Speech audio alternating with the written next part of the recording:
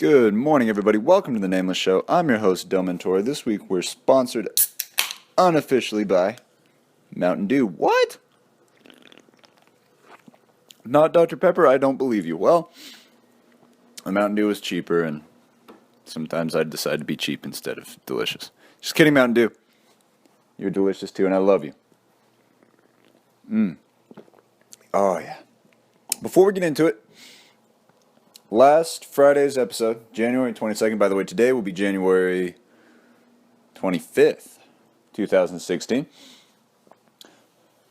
But Friday, January 22nd, is not up, or at least is not up as the time of this recording. I had to re-upload it. There was an issue with the processing on YouTube, and I just wasn't able to re-upload until earlier. It's scheduled to go on an hour before this one, which is convenient because it's one of the longer shows. It's 55 minutes long. If you haven't heard it yet, go ahead, go back in time, listen to it. Really doesn't matter what order you listen to these, I guess. So listen to this one, and then listen to that one. It's going up at 8 o'clock a.m. Central Time. This, like all the other shows, will be going up at 9 o'clock Central Time. Tune in every Monday, Wednesday, Friday for your tri-weekly dose, I guess, of the Nameless Show. Well, my Super Bowl picks were wrong. They were very, very, very wrong. I didn't have a Super Bowl pick going into the season. I did make a Super Bowl pick going into the playoffs, though. I had Arizona against Kansas City, with Arizona coming out on top. Arizona made it deeper into the playoffs before committing 7 turnovers against the just incredible Carolina Panthers and getting destroyed in what I believe was the highest point total ever for a championship game in the Super Bowl era. That was a ridiculous game. I didn't watch either of them. I listened to both of them. I had chores to do today, and I know if I turn on that TV, I'll be sitting. I won't be working. So I listened to both of them. The Broncos-Patriots game was exciting. It was just, it was nail-biting. It wasn't incredibly high scoring, but it was a nail-biter, especially at the end there. Why Belichick did not kick those 2 field goals, I will never know. If he'd kicked those 2 field goals and the Broncos offense had stayed relatively stalled, they would have won. Gronkowski doesn't miss that extra point. That would have at least gone into overtime. But you know what? I think it's a fitting fate. It's a fitting fate. I don't make a secret that I don't like the Patriots. It's not a secret to me. Now, it's not so much that I don't like Tom Brady, although I did call one of my buddies. First day of the season, spent about 2 minutes using various voices saying, fuck Tom Brady. And when I woke up this morning, I had a text waiting for me from that same friend, said, fuck Tom Brady. Because you know what? Fuck Tom Brady. But only fuck Tom Brady as long as the coach is Bill Belichick.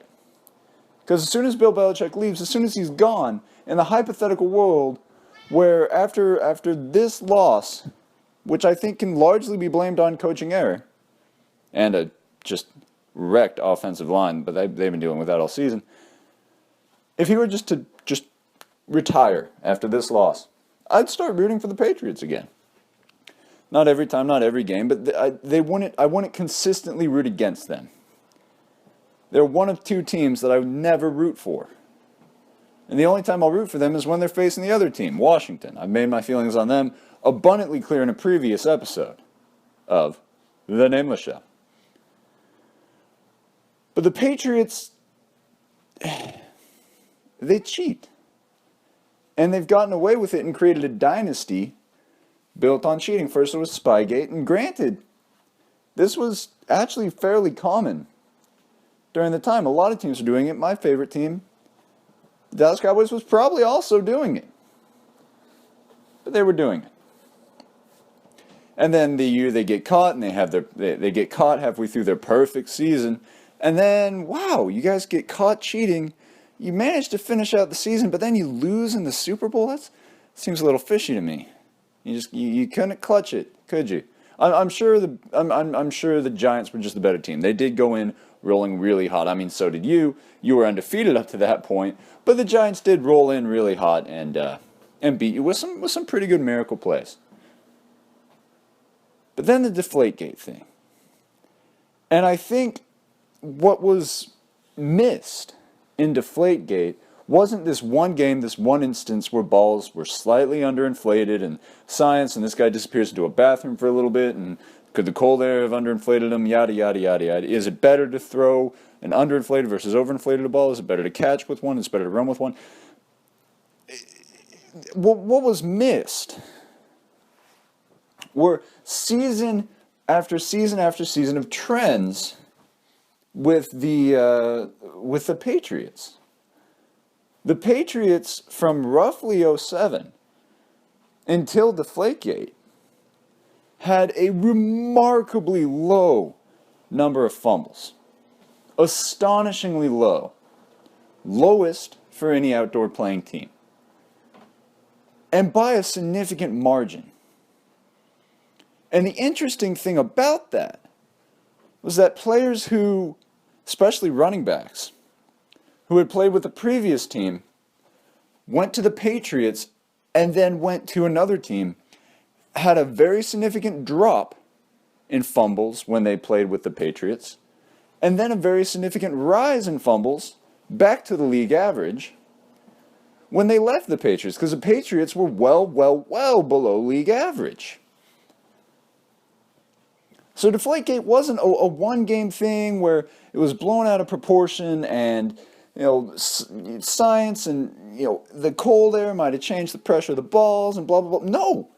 What was missed, and what Goodell chose not to focus on, and what the media largely chose not to focus on, was this fumbling trend. And an underinflated ball is significantly easier to hold on to than a properly inflated or overinflated ball. Because you can squeeze into it much better. If you have, go steal your son's ball, go steal your daughter's ball, go steal a ball, go grab a ball, pump it up, firm, squeeze it. Now let some of the air out and squeeze it again. You'll find the more you squeeze out of it, the easier and easier and easier it gets to grip onto. I don't know if you've ever had to deal with the NFL-sized footballs, but they're big. I've got big hands, and it still takes some getting used to for me to hold on to and throw one of those things. And I'm a big guy. I've got big hands. I'm 6'5". There's running backs and receivers out there significantly shorter than me. I think all the running backs on the Patriots roster right now are shorter than me and probably have smaller hands. They probably have much more muscle to grip those balls with, but smaller hands. And when you take the air out of the ball, it's significantly easier to hold on to. It also absorbs a little bit more of the shock if somebody tries to punch it out of your hand. You'll find if somebody tries to just slap an underinflated ball, even slightly underinflated, out of your grip, if you've got that firm grip, it's going to be much harder for them to do and much easier for you to hold on to than if the ball's properly or overly inflated. So that's your little chore for today, is go look up, if I can find it and remember to do it, I'll link the article, a specific article I'm referencing in the description below. But Deflategate wasn't a one-time thing. Deflategate was a 7 or 8 year long thing in which the league average, say the league average for fumbles is 3. I'm not looking at the article right now, but say the league average fumbles per season for a running back is, 3. Patriots running backs were averaging 1.5. During a large time span from, I think, '07 or '08, all the way up until the 2014 season, when they got caught with underinflated balls that may or may not have been intentional, may or may not have been influenced by air temperature change from where they were inflated to where they got to the field, or may not have been deflated by a guy who took all the balls, ducked into the restroom with them, came back out, what I think is an insignificant amount of time later, and gave them back. The Patriots cheat. They cheated. They cheat under Bill Belichick. So I don't like him I say fuck Tom Brady. I always say fuck Tom Brady. But it's a joke. Because I don't care about Tom Brady and his legacy as much as I care about Bill Belichick and his legacy. Because I think there's enough evidence to say without a doubt that Bill Belichick has, on a consistent basis, either directly cheated or used cheap tactics in order to win football games. But what about Tom Brady?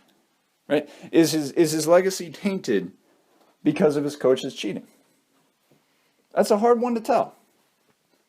Is Tom Brady the best quarterback of all time? That's a hard one to tell. I think many people, especially after the season he had this year, will say yes. And I'm not going to argue with that. But I think a lot of people will still point at Joe Montana, a couple others whose names I can't think of off the top of my head. I really need to start giving myself like a guideline for these podcasts to get my get my help. Some people are going to say no, he's not the greatest, and they'll either point to something on field, which I find it's hard to find something on field, to be honest, or they'll point to the cheating, and I'm not going to argue with that either. I think without another Super Bowl, or without a deep playoff run with another coach, I don't know if it can be definitive whether he's the greatest or not. Now, if it weren't for the various cheating scandals that have gone on, if Spygate never happened, if Deflategate itself never happened, and if the alarming trend of lack of fumbles for the Patriots never happened, would he be the greatest? God, yes. Absolutely. I don't think anyone could argue against it. I think the thing that holds Brady back from being the greatest is two things. It is the perception, accurate or not, though I think accurate, that the Patriots at least circumvent the rules and at most outright break the rules. And the second thing is the coach. Could Brady do this under a different coach in a different system? And I think those are the things that make the argument for him not being the greatest. Now, David, that's not really fair to hold, so he's been with the same team his entire career and has had success on that team. Why would you hold that against him? With the same coach and why would you hold that against him? Well, it's the same reason that people hold it against stumbling and mumbling. My apologies. People hold it against Troy Aikman. Troy Aikman had 3 Super Bowls and should have at least gone to a 4th were it not for that ridiculous miracle at Candlestick Park that every Dallas Cowboys fan is still mad at and every Dallas Cowboys fan still hates the 49ers for. But Troy Aikman won 3 Super Bowls in 4 years. Right? Shouldn't he be in the conversation for one of the greatest quarterbacks of all time? But David, he was with Jimmy Johnson and then he was with Barry Switzer. Those are 2 amazing coaches. Okay, yeah. David, he was surrounded by, what ended up being the all-time leading rusher career yardage in Emmitt Smith, one of the best wide receivers to ever play the game in Michael Irvin, Darryl Johnson, maybe the best fullback to ever play the game, an outstanding offensive line, and a just completely dominant defense. Okay. Right. I understand that. That's why I won't make the argument that that Troy Aikman is the greatest. I'll make the argument he's one of the greatest. Because I don't think we can hold it against him that he played surrounded by talent. Because he was talented himself. Well, I think we got to apply the same argument to Tom Brady. Well, Troy Aikman had Barry Switzer, and Troy Aikman had, Jimmy Johnson. Okay. Well, if we're gonna hold that against him, then we have to hold Belichick against Brady, right? So there's your argument for Brady not being. But then if we're not going to hold that against against Aikman, then we can't hold that against Tom Brady. We have to be uniform in our judgment of who is and isn't the greatest. If we pick and choose the criteria for who the greatest of something is, then it's not fair, and we can't accurately assess who's the greatest. So we're going to throw the coaching thing out on who's the greatest. We're going to throw the fact that Bill Belichick is an excellent, if not cheating, coach out of the equation for Tom Brady, because we're going to throw Barry Switzer and Jimmy Johnson out of the equation for Troy Aikman. So what do we have left? We have we keep saying Tony Romo. We have Troy Aikman surrounded by talent. And we have too many names. And we have Tom Brady surrounded by talent. Now the difference between the two there is, and the reason that I won't argue that Troy Aikman is better than Tom Brady in the list of all time, is that Troy Aikman's talent was pure talent. That running back, that receiver, that was just the perfect storm. Thank you, Jimmy Johnson. And notice we haven't had that perfect storm, except for kind of the 14 season, since Jimmy Johnson left. Because Switzer, I love him, but he was playing with Johnson's guys. And big old Jerry Jones decided to take just complete control of player personnel away from anybody but himself. But Tom Brady's talent, you can almost argue he made. Now, he's had some amazing people. He's got Gronkowski now. He had Wes Welker. He had Randy Moss. He's had some great running backs and great defenses. But in the end, a lot of the talent surrounding Tom Brady is Tom Brady influenced talent. It's people that a fair argument can be made wouldn't be as good without the amazing quarterback they're playing with. So there's your edge to Tom Brady, and that's, again, why I won't argue that Troy Aikman's the best to ever play, but I'll accept arguments about why Tom Brady is, because he makes everybody else on the field better. So what do we hold against Tom Brady? It's the cheating. It's the allegations of cheating. It's the allegations that I feel have enough merit to be true. Does that keep him from being the greatest of all time? I'm not sure right now. We'll have to see. He's always going to have critics. He's always going to have doubters. He's going to have people that, even if he went on to win 3 more Super Bowls, will still argue that he's not the greatest because of the cheating. And at that point, nah. Cheating can only get you so far without it being so game-breakingly obvious. Right? There are advantages to the cheating that the Patriots have done or have been accused of doing. Look at their perfect season. Look at the fumble records. But those advantages don't mean lick if you have a bad quarterback or even an average quarterback. Even with cheating advantages, that still takes an elite quarterback. And that's what Tom Brady is. Fuck Tom Brady aside, that's what Tom Brady is. He's the elite of the elite. And he may be the best quarterback to ever play the game. I think maybe. Like I said, it would take one of two things to happen for me to finally fold and say that he's the best to ever play.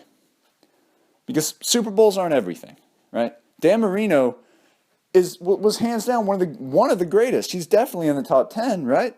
But he never won a Super Bowl. But I don't think anyone would argue against him at least being in the top 10. I don't think we could put him in the top 5. So we're going to say top 10. But even if he's top 15, there have been a lot of quarterbacks. There are 32 starters right now. If he's the top 15 of all time, that's amazing. But he never won a Super Bowl. The Super Bowls aren't the only merit upon which we can judge a quarterback.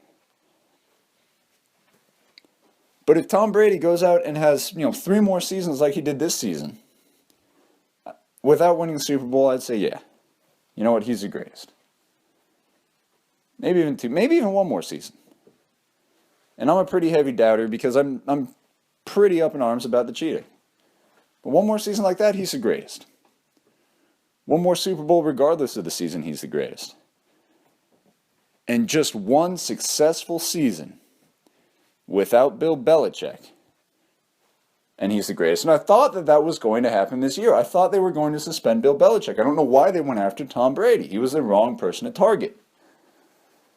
The NFL should have went after and punished Bill Belichick based on a history of cheating and active cheating. Because once again, even if it wasn't that game, it takes no digging beyond a simple Google search to look up fumble statistics and see that sharp drop and see how that coincides with deflated footballs. And by the way, the big game involving Deflategate wasn't the first time that season that it had been alleged that their balls were underinflated, and wasn't the first time in the last few years that had been alleged that their balls were underinflated. That just happened during a really big game. Halftime, refs came out, and there was an announcement on it, and then it blew up.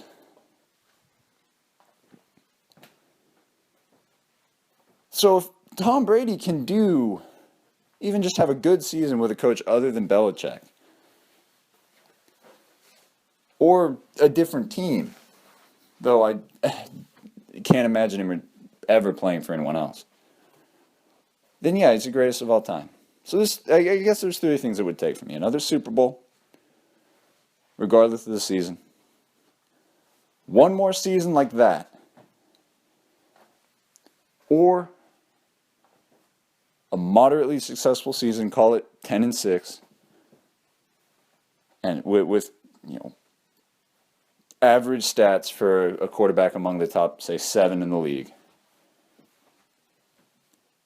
And I'll say, you know what? Greatest of all time. Regardless of the cheating, true or not true, regardless of talent or coaching, he's the greatest of all time. I thought this season would prove it for me with Belichick getting suspended. They targeted Brady instead. And I started to think it would prove it to me with a Super Bowl. That's obviously not happening. Because we got a massive matchup, a potential changing of the guard in the Super Bowl this year. We've got Cam Newton, the young blood, the Heisman-winning quarterback with all the controversy behind him, survives a car wreck, does not give two shits in a fuck. He's Superman. He doesn't care. Against Peyton Manning. That's right. Peyton Manning. 3 Super Bowls, now a 4th, but only 1 win. Not a super great playoff record. Many people call him the next Dan Marino 2.0. They call him the best regular season quarterback of all time. But one of the worst playoff quarterbacks of all time. And his performance today wasn't great. I think at least half of the quarterbacks in this league could have done that.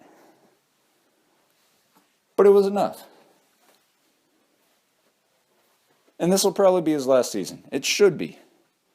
For the sake of his health, for the sake of his image, and for the sake of the team he plays for, it should be his last season regardless of the outcome of the Super Bowl.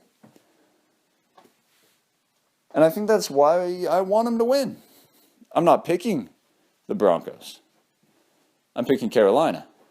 We'll wait to see what the point spread is and all that, but I'm picking Carolina. Denver's got a good defense. Carolina's got a dominant offense and also a really good defense. And I think it matches up where if, Denver's defense is a 9, Carolina's defense is a 7.8. And if Denver's offense is an 8,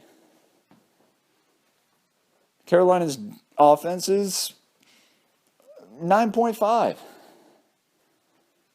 And I think that's a close matchup, but I think it's a matchup that'll favor Carolina more times than not. So I'd take Carolina. I'd even take Carolina by maybe 10 points. If the line was put at 10, I'd take Carolina minus the points. Or the under. Whatever. I don't The terminology I need to eventually look up and figure. I would take Carolina by 10 points or less. Even though I honestly think they have the chance to score more. It depends a lot on how Denver's offense does. If Manning starts turning the ball over, if they keep going 3 and out, 3 and out, 3 and out, like they did so often in the game against the Patriots, in which they didn't score a touchdown after the first half, then that defense is going to get gassed. They didn't against the Patriots. There was really good clock management on the part of the Broncos. But I think they'll get gassed against Cam Newton in that just dynamic and aggressive offense.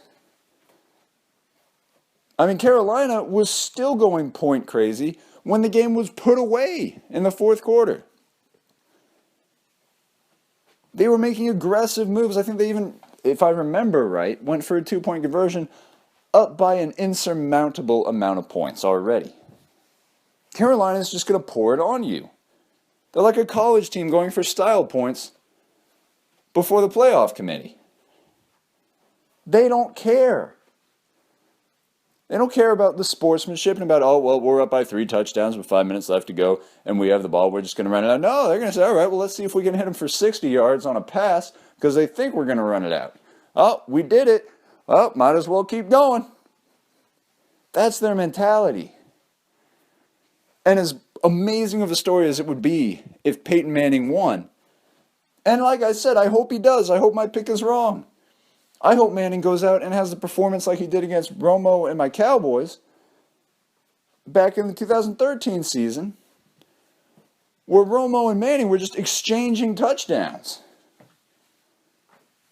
Which, again, real quick on that, I know Romo interceptions, it's not good. When the other team scores that many touchdowns and gets that many yards, and you put your quarterback in that position, it says something about your quarterback that he ends up throwing the interception. But it says a lot more about your defense. Because if your defense can actually defend, you don't put your quarterback in that position in the first place. And the same goes that year for the Broncos' defense against the Cowboys and almost everyone else. The reason for that offensive explosion in a few of those games was because there was no defense being played. The offense had to explode. And I think it's going to be half of that story in the Super Bowl. I think Carolina's going to try to explode with probably success. And Denver's going to just try to manage it. And I think in the end, that explosiveness is what's going to win. Unless they have another bad second half. Which keeps happening, and that'd be my biggest concern. But I got Carolina. I'll say they'll win by 10 or less. Against Broncos, even though I really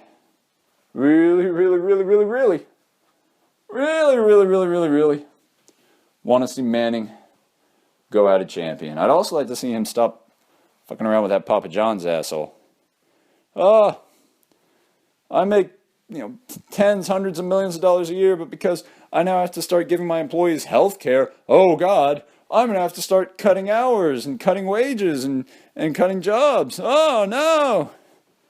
You prick. You disgusting prick. If you have $1 million to shave off your paycheck, say you had $1 million to shave off your paycheck, and 100,000 employees working for you, that's an extra 10 in their pocket, right? Doesn't seem like much. So you've got 10 million you can shave off your massive paycheck, which he can. Well, now that's an extra what? $100 in their pocket? That's a pretty significant increase. Considering I don't think there are that many employees, I think you can afford to pay for health insurance, you giant prick. Anyway, I'd love to see Manning I really hope when Manning retires, that's the end of the Papa John's commercials. The worst part is Papa John's actually pretty good pizza. I won't buy it. I won't give them my money. But if someone brings it, someone buys it, or they come into my work and give us a shitload more coupons, yeah, I'll eat it. My morals only go so far. Good food's good food. It's like Chick-fil-A. I don't eat there very often anymore. And when I do, usually someone else is paying. Good food's good food. And Chick-fil-A is an interesting thing, though. I'll get into that. You know what? I'll just save my bitching about business practices for another day. But let me say real quick, Chick-fil-A, I spend my money at now. While they're not a perfect company, and I don't like some of the things they do, they fix my main problem. When the owner came out and said this stuff he said about non-straight people, homosexuals, LGBT community, all that good stuff, and everyone was the reason I was upset, just real quick, was because if you notice, every Chick-fil-A has a little placard, a little sign, saying they don't discriminate off of this, that, or the other thing. Like many businesses do. Chick-fil-A didn't have gender identity or sexual orientation on that list. So the reason I stopped going to Chick-fil-A for a period of time was because my concern wasn't with what that man said. He has a right to his opinion, even if I don't agree with it and I think it's archaic and douchey. He has a right to his opinion. I'm not going to begrudge him that. But the worry was that opinion coinciding with that lack of non-discrimination. It created the worry for me as a consumer that they would and do, now this is at the time, would and did discriminate against the LGBT community in their business. And then 5-6 months later, I went in because a friend really wanted to go and they offered to pay. And, like I said, if somebody else is going to buy me the food, I'm probably going to eat the food. And I looked at the placard and I saw they got a new one. They'd updated it. Adding in they don't discriminate based on gender identity or sexual orientation. I was like, all right, I'm going to start eating here again. They've proven to my satisfaction that the owner's opinions do not affect or change the way customers are treated. I still don't go there very often, but that was enough for me to work with. Papa John, you still got some catching up to do. Peyton Manning, you still got a Super Bowl to win. So I'm rooting for Peyton Manning. Leave in the comments who you're rooting for. Who do you think is going to win? Give me a point total. I'll say, I'll call it 34-28 Carolina. That'll be mine. So give me a point total. Give me a spread. Give me an over-under. Give me a favor. Give me something. Give me something. Get these comment section going. The comment section is where I actually get to interact with you people. I see those views. I see those likes. My bitching about that idiot militia in Oregon has enough views and likes to where one of you assholes could comment and we can get a dialogue going. Let's get that dialogue going. Share the video. Please, please, please share the video. Aside from the fact that subs and views, yay. The more people see it, the more people likely to comment, and the more we can talk. Because that's the best part about having a podcast and putting it on the internet. Otherwise, I could just talk into a microphone and never upload it. Trust me, the temptation has been there. My computer's not great. This process is a bit of a pain in the ass. But I do it so that we can have a dialogue and we can talk. And that's what the comment section is for. And, if we have enough, I could actually make a podcast just replying to people. How cool would that be? That's a life dream for me, to be able to make the Nameless Show episode dedicated to responding to people's comments. That'd be awesome. That's my goal. You know what? That's my goal. 2016. The goal for the show is not subs. It's not views. It's not likes or dislikes. It's to be able to, by the end of the year, have justifiably made at least one episode of subscriber and liker and commenter feedback. That's my goal. To be able to fill a 45-minute episode responding to you guys. So leave a like, leave a comment. I'll respond in the comment section, and if it's awesome or if it's shitty and you're bitching me out, I'll probably throw it in the video at the end of the year because my goal is to get that end of the year. But you know what? Share the shit. Like the shit, favorite the shit. And hey, maybe we can make that video by May. How cool would that be? That would make my day. Thank you for listening or watching, whatever your chosen method is. Don't forget to like, favorite, comment, subscribe, and have I mentioned share yet? I hope I mentioned share. Fuck Tom Brady, but also probably the best quarterback to ever play the game. Hope everybody has a great Monday. Thank you. I love you, and peace.